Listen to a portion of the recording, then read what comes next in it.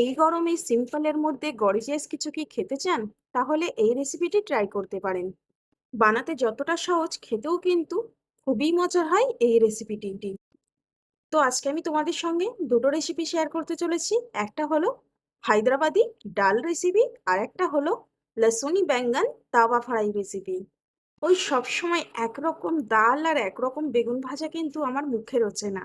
তাই তো আমি প্রায় সময় একটু ভিন্ন ধরনের রেসিপি ট্রাই করে থাকি, আর সেইগুলো তোমাদের সঙ্গে শেয়ার করে থাকি।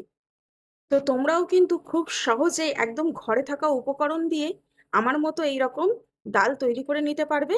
এই গরমে কিন্তু আমরা প্রায় প্রত্যেকেই রিচ খাবারটা একটু অ্যাভয়েড করে থাকি। তাই তো আমি তোমাদের জন্য এই সিম্পলের মধ্যে গর্জিয়াস ডাল আর লসুনি বেঙ্গন তাওয়া ফ্রাইয়ের রেসিপিটা নিয়ে হাজির হয়ে গেলাম। আর সঙ্গে থাকছে অনেক টিপস অ্যান্ড ট্রিক্স। তো চলুন আর ফালতু না বকে এইবার রেসিপিটা শুরু করা যাক। আর হ্যাঁ, তার আগে আমাকে অবশ্যই ফলো করে নেবে রুবিনা গাজী চ্যানেলটিকে। সর্বপ্রথম গ্যাসে একটা প্যান বসিয়ে দিয়েছি, তার মধ্যে নিয়ে নিয়েছি 1.5 বাটি পরিমাণ ভর্তি করে মুগ ডাল। এই ডালটা সাধারণত অড়হর ডাল বা তুর ডাল দিয়ে বানানো হয়। তো আমি বানিয়েছি মুগ ডাল দিয়ে। মুগ ডাল দিয়েও কিন্তু খেতে মন্দ লাগে না, দারুণ লাগে। তো দেখো, কথা বলতে বলতে ডালটা কিন্তু আমার ভাজা হয়ে গেছে, একদম শুকনো খোলায় ভেজে নিয়েছি। তারপর খুব ভালোভাবে ধুয়ে নিয়ে ডালটা দিয়ে দিচ্ছি প্রেসার কুকারের মধ্যে। অবশ্যই ডালটা ধোয়ার আগে একটু শুকনো খোলায় একদম ভেজে নেবে। তারপর দিয়ে দিচ্ছি কেটে রাখা একটি টমেটো। তারপর দিয়ে দিচ্ছি 1 চা চামচ পরিমাণ ভর্তি করে আদা রসুনের বাটা।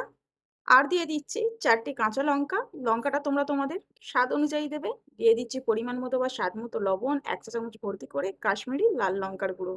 আর দিয়ে দিচ্ছি পরিমাণ মতো পানি। এবারে খুব ভালোভাবে একটু নাড়াচাড়া করে দেব ডালটাকে মশলার সঙ্গে। তারপর উপর থেকে দিয়ে দেব খুবই সামান্য পরিমাণে, ওই 1 থেকে 1.5 চামচ পরিমাণে বলতে পারো, সরিষার তেল। এইবার আমি কুকারের ঢাকনাটা লাগিয়ে দিয়েছি, বেশি না, জাস্ট একটা সিটি দিলেই হবে। তারপর দেখো, এইদিকে নিয়ে নিয়েছি কিছুটা তেঁতুল, আর তার মধ্যে দিয়ে দিচ্ছি উষ্ণ গরম জল বা পানি, যা বলো। তারপর দেখো, একটা সিটির পর ডাল সিদ্ধ হয়ে গেছে। আমি হ্যান্ড ব্লেন্ডার দিয়ে ডালটাকে হালকা হালকা করে একটু ভেঙে নিয়েছি জাস্ট। তোমরা এখানে ডাল ঘুটনিও ইউজ করতে পারো। তারপর দেখো, সামান্য পরিমাণে উষ্ণ গরম পানি মিশিয়ে আবারও ডালটাকে আমি একটু জাস্ট পাতলা করে নিলাম, কারণ অনেকটা পরিমাণে গাঢ় ছিল। আর হ্যাঁ, এই ডালটা কিন্তু গাঢ় রান্না করলেই বেশি ভালো হয়।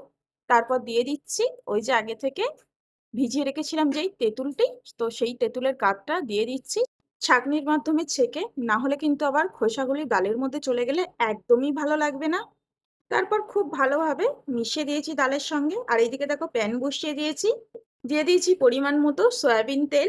আর দিয়ে দিচ্ছি 1 চা চামচ পরিমাণে ঘি। ঘিটা কিন্তু অপশনাল, তবে তোমরা দিতে পারো, ঘি দিলে কিন্তু এর স্বাদ আরো দ্বিগুণ হয়ে যায়। আর দিয়ে দিচ্ছি 1 চামচ পরিমাণ সাদা সর্ষে, 1 চামচ পরিমাণ সাদা জিরে, 2টি শুকনো লঙ্কা, আর 10 থেকে 12 কোয়া রসুন। আর হ্যাঁ, তোমরা কিন্তু এখানে সাদা সর্ষের জায়গায় কালো সর্ষেও ইউজ করতে পারো, অসুবিধা নেই, যে কোনো একটা সর্ষে দিলেই হবে। তারপর দেখো, এইগুলোকে আমি খুব ভালোভাবে ভেজে নিয়েছি। তারপর দিয়ে দিয়েছি ডালটা। তো ডাল দিয়ে খুব ভালোভাবে একদম নাড়াচাড়া করে দিয়েছি। আর হ্যাঁ, তোমাদের কাছে যদি ধনেপাতা থাকে ধনেপাতাটা দিতে পারো। তারপর খুব ভালোভাবে 1 থেকে 2 মিনিট ফোটালেই কিন্তু ডালটা রেডি হয়ে যাবে। এইবার আমি ঢাকা দিয়ে ডালটা এক সাইডে রেখে দেব। তারপর প্রস্তুতি নেব দ্বিতীয় রেসিপি, মানে লসুনি তাওয়া ব্যাঙ্গন ফ্রাই রেসিপির। যার জন্য সর্বপ্রথম আমি এখানে একটা মিক্সির জার নিয়ে নিয়েছি। তার মধ্যে অ্যাড করে দিয়েছি 10 থেকে 15 কোয়ার বেশি রসুন। আর দিয়ে দিয়েছি 4টি শুকনো লঙ্কা, হলুদের গুঁড়ো 1/2 চা চামচ পরিমাণ, 1/2 চা চামচ পরিমাণ জিরের গুঁড়ো, 1/2 চা চামচ পরিমাণ দিয়ে দিয়েছি গরম মশলা, 1 চামচ পরিমাণ কাশ্মীরি লাল লঙ্কার গুঁড়ো, 1 চামচ পরিমাণ দিয়ে দিয়েছি ধনিয়া গুঁড়ো, আর দিয়ে দিয়েছি পরিমাণ মতো সরিষার তেল। তারপর মিক্সির জারে দিয়ে খুব ভালোভাবে একটা পেস্ট বানিয়ে নিয়েছি। আর এইদিকে দেখো, নিয়ে নিয়েছি একটি বড় সাইজের বেগুন, এবং বেগুনটাকে কাটার আগে খুব ভালোভাবে ধুয়ে নিয়েছি। আর এই দেখো, বেগুনটাকে কিন্তু বেশ একটু মোটা মোটা করে কাটতে হবে, ঠিক যেমন আমি কেটেছি। তো দেখো, এইরকম একটু মোটা মোটা করে কাটবে। আর হ্যাঁ, একটা বেগুনের আমি 4 থেকে 5টা পিস করেছি বা টুকরো করেছি বলতে পারো। ঠিক দেখো, এইরকম 5 পিস হয়েছে। তো এইবারে যেটা করতে হবে সেটা কিন্তু খুব ভালোভাবে দেখে নাও। এই সর্বপ্রথম এইভাবে লম্বা লম্বা করে একটু কাট লাগিয়ে দিতে হবে, তারপর একটু আরেক করে এইভাবে কাট লাগিয়ে দিতে হবে। তাহলে কিন্তু খুব সুন্দর একটা ডিজাইনও হয়ে যাবে। আর এইটা করার ফলে বেগুনের ভেতরে মশলাটাও কিন্তু খুব ভালোভাবে ঢুকে যাবে। তো দেখো সবগুলো বেগুন আমার সেম প্রসেসিং করা হয়ে গেছে। এইবার এর মধ্যে মশলা লাগানোর পালা। ওই যে যেই মশলাটা আমি মিক্সির জারে বেটে রেখেছিলাম, তো দুটো সাইডে কিন্তু খুব ভালোভাবে লাগিয়ে নিতে হবে। তো দেখো প্রথমে কিন্তু আমি এক সাইড খুব ভালোভাবে মশলাটা লাগিয়ে নিচ্ছি। এইবারে আমি আরো এক সাইড এইরকম ভাবে ধরে আরো 1 চামচ মশলা দিয়ে খুব ভালোভাবে বেগুনের দু সাইডেই লাগিয়ে নেব। আর বেগুনের গায়ে কাট লাগানোর ফলে মশলাগুলো কিন্তু ভিতরেও খুব ভালোভাবে প্রবেশ করে যাবে। তারপর দেখো এদিকে আমি গ্যাসের মধ্যে বসিয়ে দিয়েছি প্যান, আর দিয়ে দিয়েছি বেশ পরিমাণ মতো সরিষার তেল। তেলটা আমি একবারেই দিয়েছি, বারবার দেইনি। তারপর একে একে সবগুলো মশলা মাখানো বেগুন আমি দিয়ে দেব তেলের উপরে।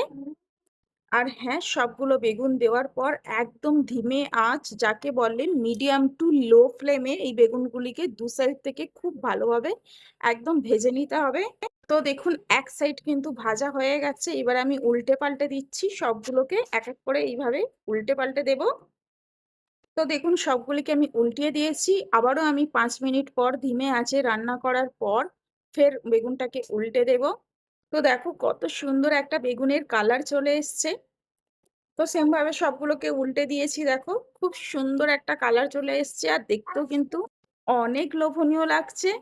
শুধু গরম গরম ভাত, ডাল আর এইরকম লসুনি তাওয়া বেগুন ফ্রাই, উফ, আমাদের মতো বাঙালিদের জন্য যেন এটাই স্বর্গ।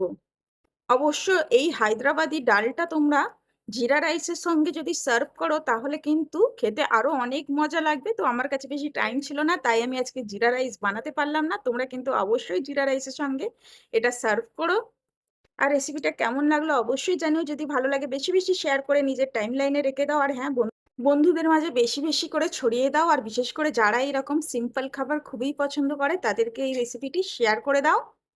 আর ভিডিওটি দেখার জন্য অসংখ্য ধন্যবাদ। আমি খেতে খেতে চলে যাচ্ছি। তোমরা বাড়িতে বানিয়ে খেয়ে অবশ্যই আমাকে কমেন্ট করে জানিও কেমন লেগেছে।